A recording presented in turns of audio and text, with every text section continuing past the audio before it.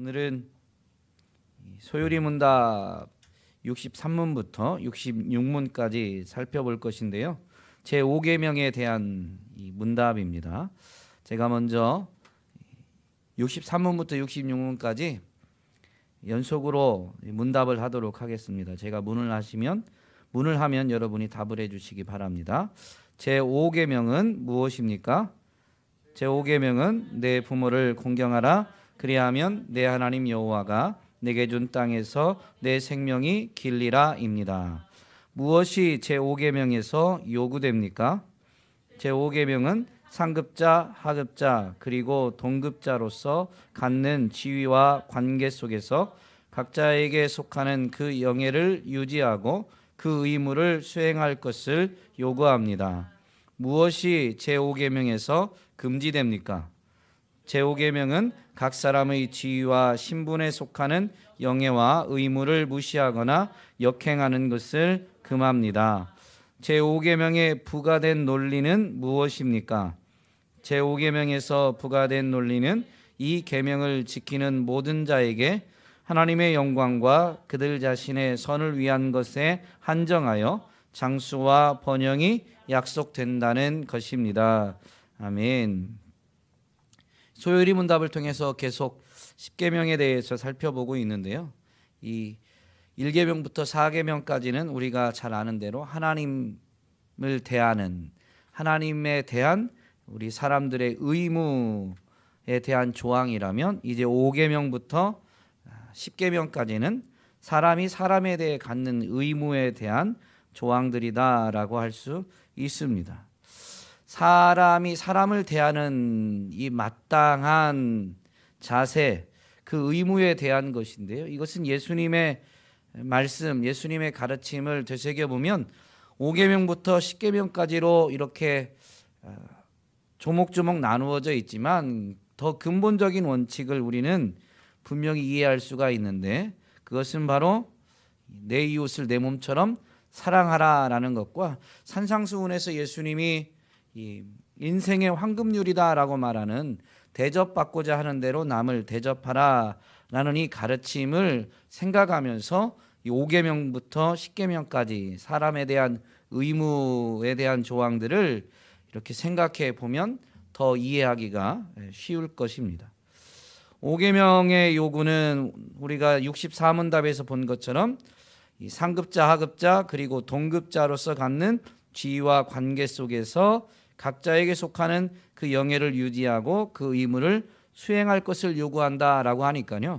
5계명에 있는 말씀대로 내 부모를 공경하라라는 것은 부모님만을 말하는 것이 아니라 사실 모든 인간 관계에 있어서 마땅히 행할 바를 행할 것을 가르쳐 주는 것인데요.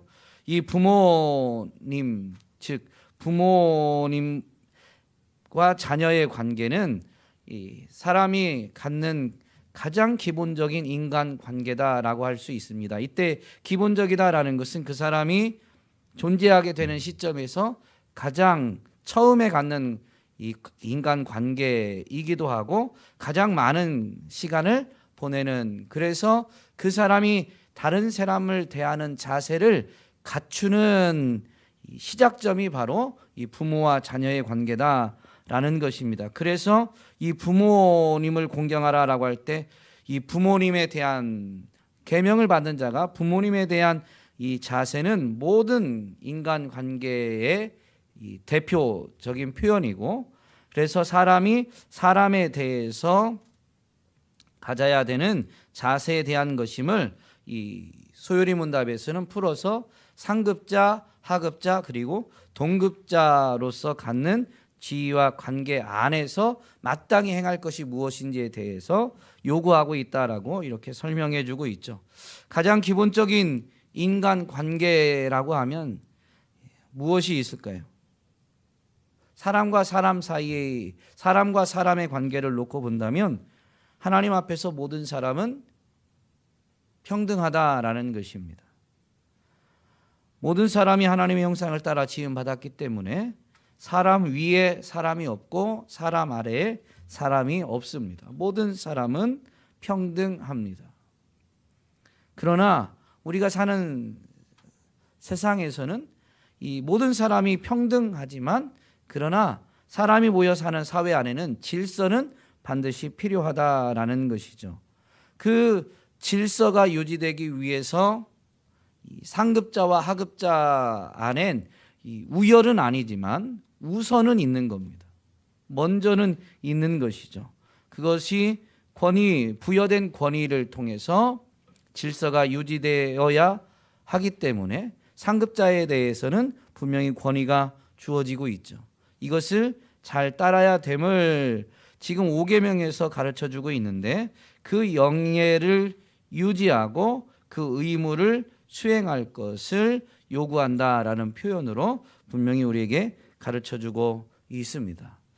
사람 위에 사람이 없고 사람 아래 사람이 없기 때문에 상급자도 하급자를 대할 때 그 영예를 유지해줘야 되는 거예요. 이것을 사도 바울이 에베소 교회에 보낸 편지에서 성령 충만한 자에 대한 삶, 성령 충만을 권면하면서 준 가르침에 보면 나오는데요. 그리스도를 경외함으로 피차 복종하라라는 가르침으로 분명히 나옵니다. 그리스도를 경외함으로 사람과 사람이 피차에 복종해야 되는 것인데요. 이것을 더 자세히 보여준 것이 부부관계, 부자관계, 그리고 종과 상전의 관계로 설명되어지죠. 어쨌든 이 부부관계나 부자관계나 종과 상전의 관계에 보면 사람은 동등하지만 그러나 우선 되어지는 그 우선순위가 뭐라고 해야 될까요? 권위가 부여된 자들이 분명히 있기 때문에 그 권위에 의한 질서는 반드시 유지되어져야 될 것을 가르쳐주고 있는데요. 그것을 소유리 문답에서 표현한 대로 상급자, 하급자, 동급자로서 갖는 이 자세로 조금 더 자세히 살펴보려고 합니다. 하급자의 자세다라는 것은 상급자에 대해서 갖는 자세를 말하는 것이죠. 하급자는 상급자의 권위를 인정하고 그 권위에 복종해야 합니다. 상급자와 하급자는 어떻게 나뉠까요?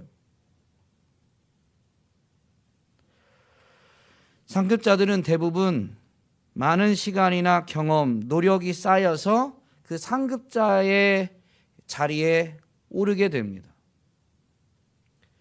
시간과 경험과 노력이 없이 상급자의 자리에 가는 경우가 없습니다.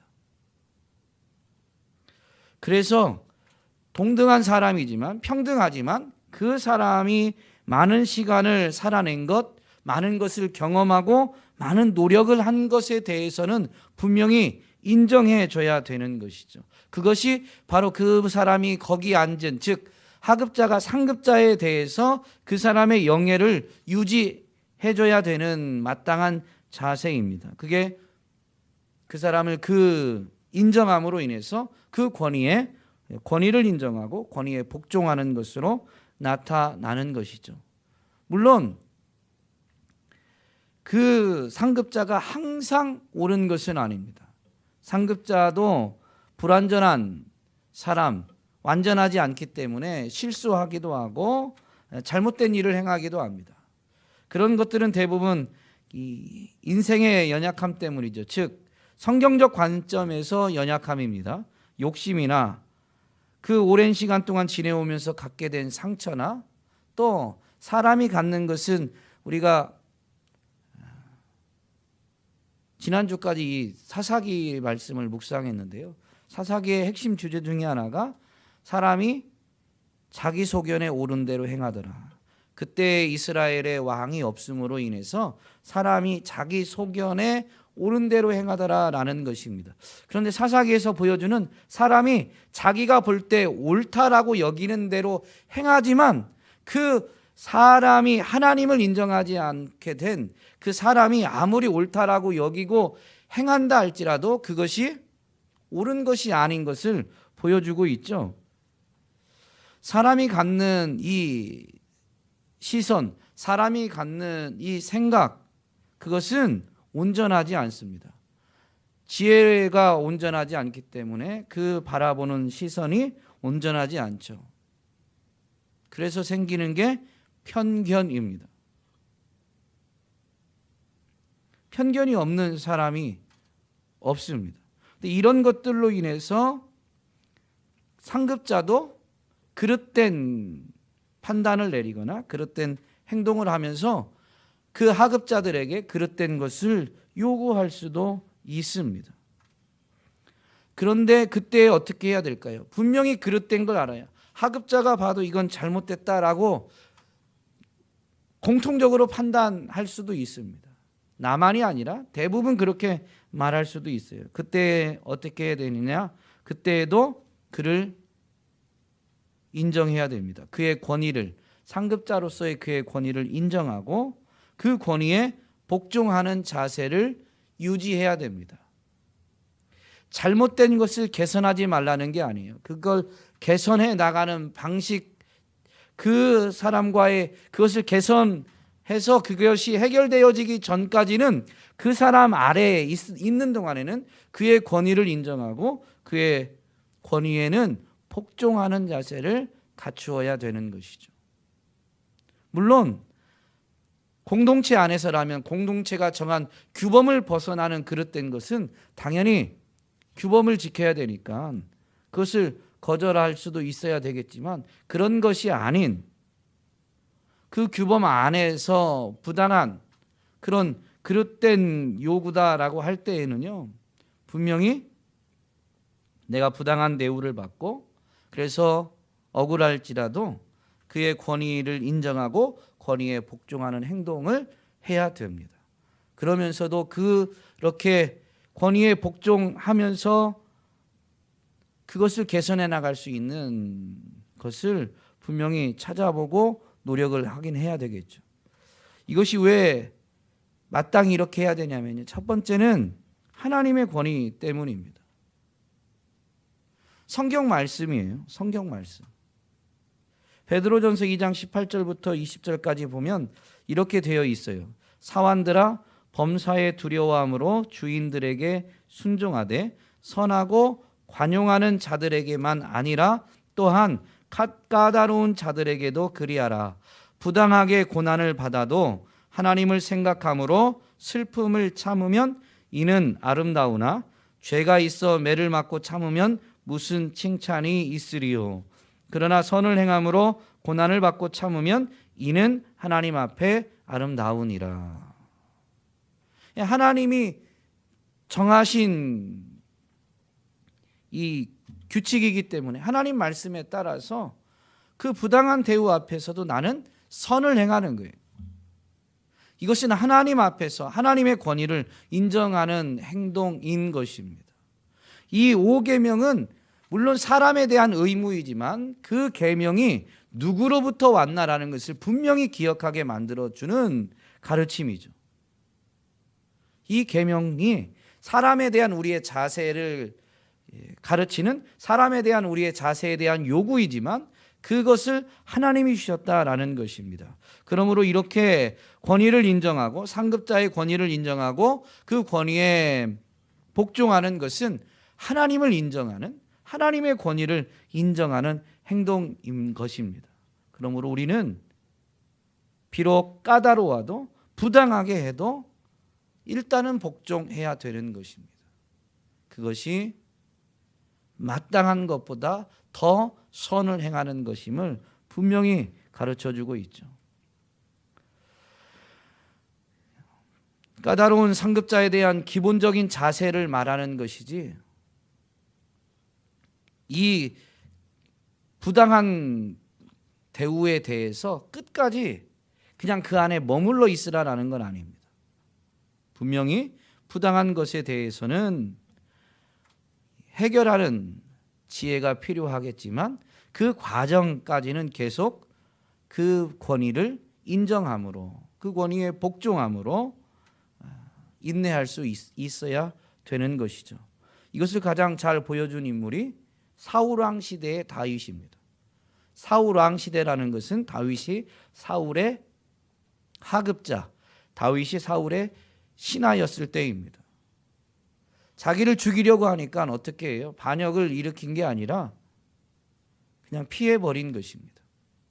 그냥 앉아서 죽음을 당할 수는 없고, 그러나 그가 여전히 상급자이기 때문에 피해버린 것이죠. 죽음의 위협에서. 그리고 도망가면서 자신의 상급자의 권위를 인정하는데, 그것은 이 두 번 사울을 죽일 수 있는 결정적인 기회가 왔을 때 가장 명백하게 드러납니다. 자기의 주인인 것이죠. 상급자. 그래서 하나님이 기름 부은 그를 내가 죽일 수 없다라는 이 자세를 다윗이 취합니다. 예수님도 사실 물론 하나님의 뜻을 이루기 위함이기도 하지만 인간과 인간의 관계에서 본다면 예수님도 이렇게 부당한 권위 앞에서 끝까지 복종하신 삶을 사신 것이죠. 빌라도가 예수님을 신문할 때 분명히 죄를 발견하지 못했어요. 빌라도는 예수님을 놓아주려고 했지만 무리들의 요구가 빌라도를 꼼짝 못하게 만들었죠. 물론 최종 결정권자는 빌라도였지만 어쨌든 많은 사람들의 요구 때문에 빌라도는 죄가 없는 예수님을 분명히 십자가 처형을 이렇게 언도합니다. 그런데요, 빌라도에게 신문 받을 때 예수님이 죄가 없다는 걸 빌라도가 알았고 분명히 말했습니다.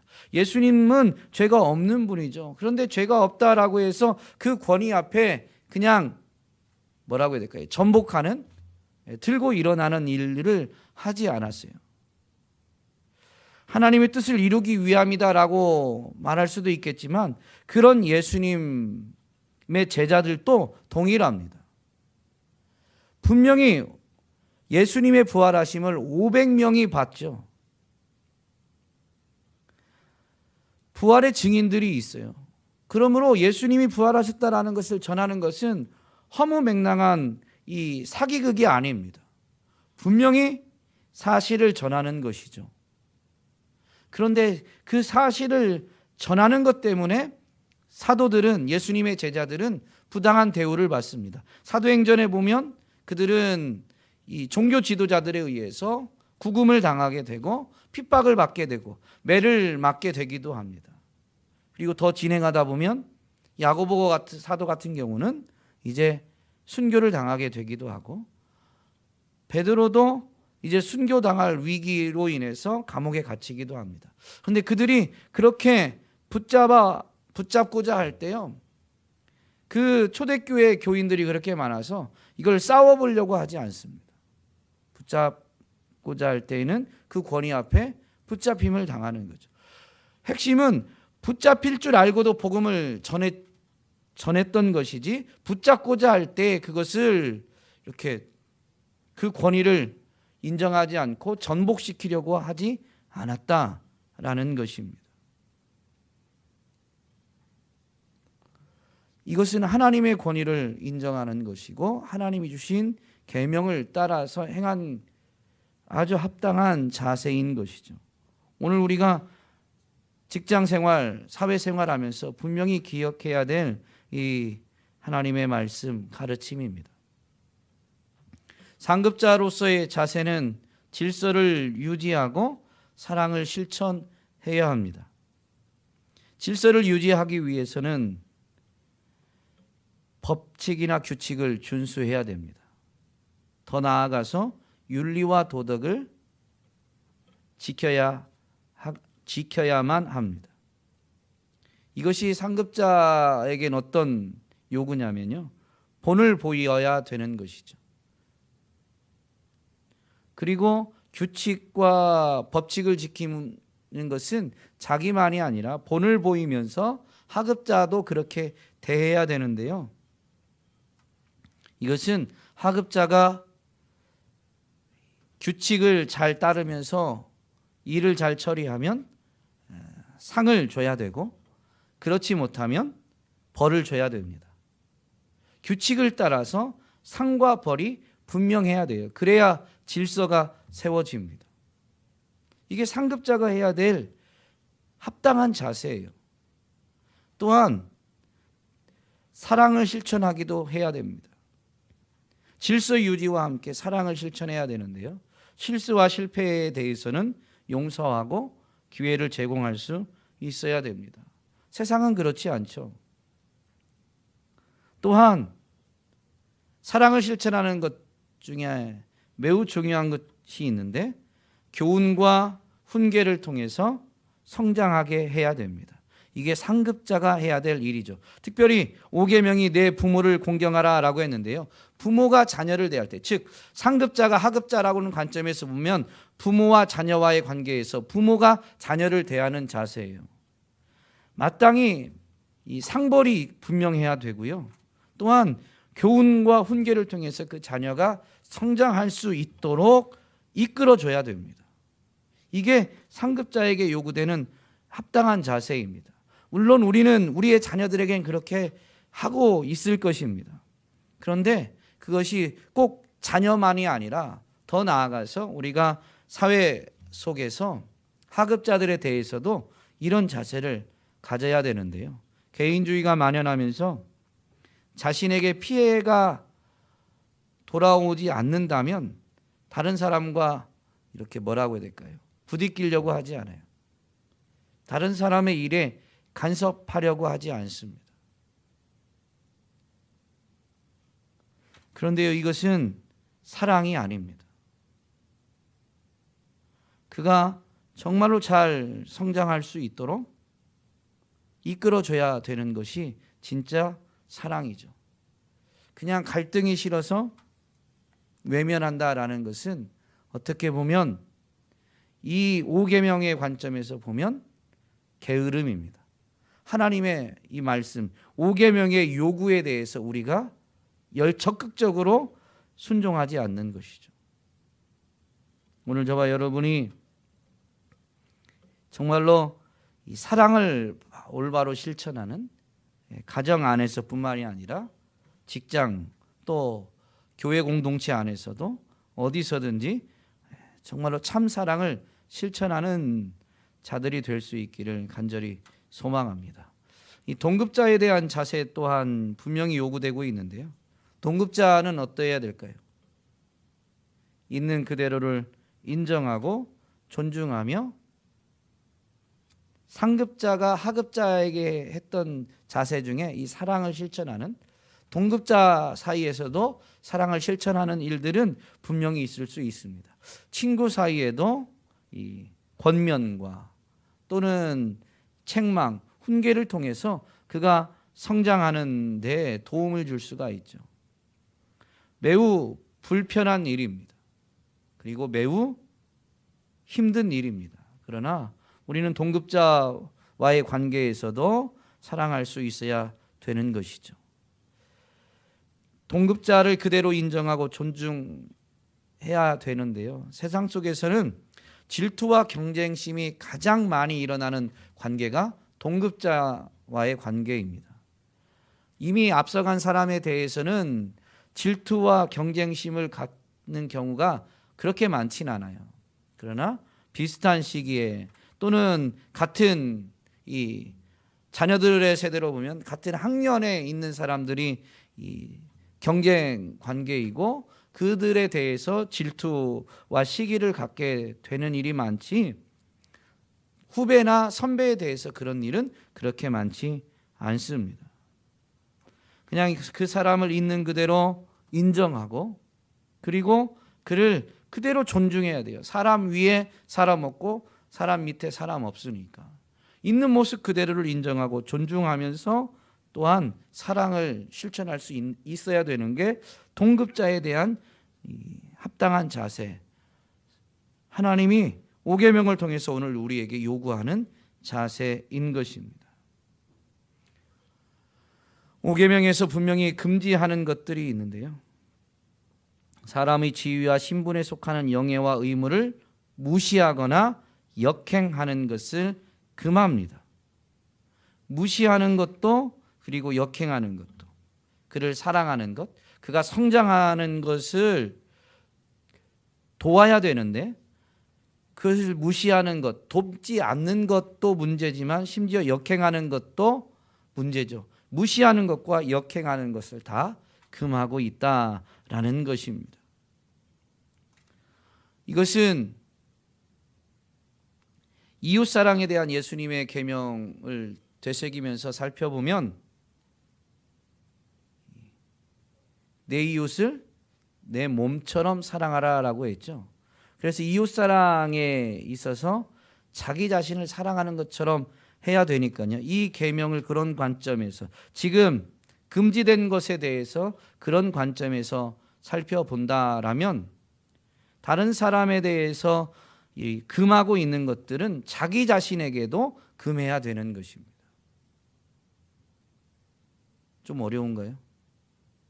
다른 사람을 비판하고 비난하는 것은 당연히 해서는 안 되죠. 비난은 성장을 오히려 역행하게 만드는 것입니다. 근데 그것이 다른 사람에게도 금지될 뿐만 아니라 자기 자신에게도 금지되는 거예요. 이웃사랑에 대한 주님의 분명한 가르침은 내 이웃을 내 몸처럼 사랑하라니까 나 자신도 그렇게 대우해야 되는 거예요. 다른 사람과 비교해서 자신을 비하하지 말아야 됩니다. 다른 사람을 사랑하고 섬겨야 되는데요. 그 출발이 바로 자기 사랑이죠. 하나님의 형상을 따라 지음받은 자기 자신을 있는 그대로 인정하는 것. 에서부터 출발하는 거예요. 그런데 우리는 많은 경우 자신은 비하하는 경우들이 많이 있습니다. 또한 스스로 자존심을 세우면서 다른 사람을 이용하려는 것도 금지되는 것이죠. 이것이 제5계명에서 금지되고 있는 것인데요. 우리 성도님들 같은 경우는 자신을 다른 사람과 비교하거나 현재 상황을 바라보면서 자신을 비하하는 일들이 어쩌면 더 많지 않을까라는 생각이 드는데요. 그것도 금지되는 것입니다. 여러분을 하나님이 있는 모습 그대로 사랑하십니다. 그러므로 우리도 우리 자신을 있는 모습 그대로 사랑하고 그런 내가 더 성장할 수 있도록, 물론 자기 반성, 자기 책망은 필요하겠지만 비하는 필요치 않은 거예요. 무엇이 부족하고 무엇이 실수였구라는 것에 대한 점검과 자기 스스로의 채찍질은 필요하겠지만 그것이 나를 사람 아래 두게 만드는 이런 비하는 완전히 뿌리 뽑아야 되는, 금지되는 행동들입니다. 이렇게 금지되는 것을 분명히 지키고 또 요구되는 것을 더 적극적으로 행하게 되면 이 주어지는 부과된 논리라고 66문에서 설명하고 있는데요. 그렇게 행하면 받게 되는 이 은혜, 거두게 되는 열매가 있는데 바로 장수입니다. 그런데 이것이 에베소서 말씀에서 보면 부모를 공경할 것에 대한, 이것이 약속이 있는 첫 계명이라고 하면서 그 약속에 대해서 이 에베소서에서는 뭐라고 하냐면 이로써 내가 잘 되고 땅에서 장수하리라라고 가르쳐 줍니다. 잘 된다는 거예요. 형통한다라는 것이죠. 하는 일이 잘 돼요. 생각해 보면 이 5계명의 요구가, 5계명이 요구하는 이 모든 인간 관계에서의 이 자세를 우리가 적극적으로 순종한다라면 잘 되겠죠. 그러지 않겠어요? 다른 사람들에게 사랑과 인정을 받지 않겠습니까? 먼저 사랑하고 대접받고자 하는 대로 남을 먼저 대접하니까요. 이 5계명의 요구대로 권위를 인정하고 권위에 복종하고 또 사랑하면서 상대방이 성장하도록 내가 돕고 있는데, 그러면 그 관계에서 내가 어떤 유익을 얻겠어요? 그에게 인정받고 사랑받고, 그래서 그가 또한 이제 내가 성장하는데 도움이 되게 되죠. 그러므로 인해서 이 5계명을 지키면 잘 되게 되어 있는 거예요. 더군다나 부당한 경우에도 이 상급자에 대해서 권위를 인정하고 부당한 경우에도 하급자에 대해서는 사랑을 실천한다라면 이것은 쉽지 않은 일인데, 분명히 하나님이 이것이 선한 것임을, 아름다운 것임을 분명히 말씀해 주셨는데요. 하나님이 보시기에 선하고 아름다운 일을 행했는데 하나님이 은혜와 긍휼을 베풀어 주시지 않겠습니까? 사람에 대한 결과도 그렇고요. 더군다나 하나님 말씀에 의해서 하나님이 은혜와 긍휼을 베풀어 주시니 5계명을 지키면, 5계명에 적극적으로 순종하면 정말로 잘 되어지고 장수하게 되어 있는 것이죠. 장수는, 생명은 하나님 손에 있으니까 하나님이 그에게 장수의 복을 주신다라고 하면, 잘 되어지는 것은 사람과 사람이 더불어 사는 이 사회 안에서 사람들에게 인정받고 사랑을 받으니 그가 하고자 하는 일들이 자신의 한계를 넘어서 도움을 얻고 힘을 얻어서 하나님의 은혜 안에서 잘 되어지게 되는 것이죠. 오늘 저와 여러분이 정말로 5계명의 요구대로 하급자로서 상급자를 대할 때는 권위를 인정하고 권위에 복종하면서, 하급자를 대할 때는 정말로 질서를 유지하되 그 규칙과 법칙을 솔선수범하여 지키면서 그들을 더욱 사랑하는, 사랑을 실천하는 그런 사람들이 될 수 있기를 간절히 소망합니다.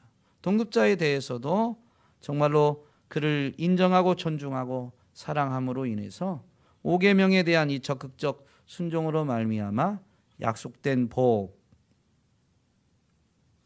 잘 되어지고 장수하는 이 복의 주인공이 되시기를 주님의 이름으로 축복합니다.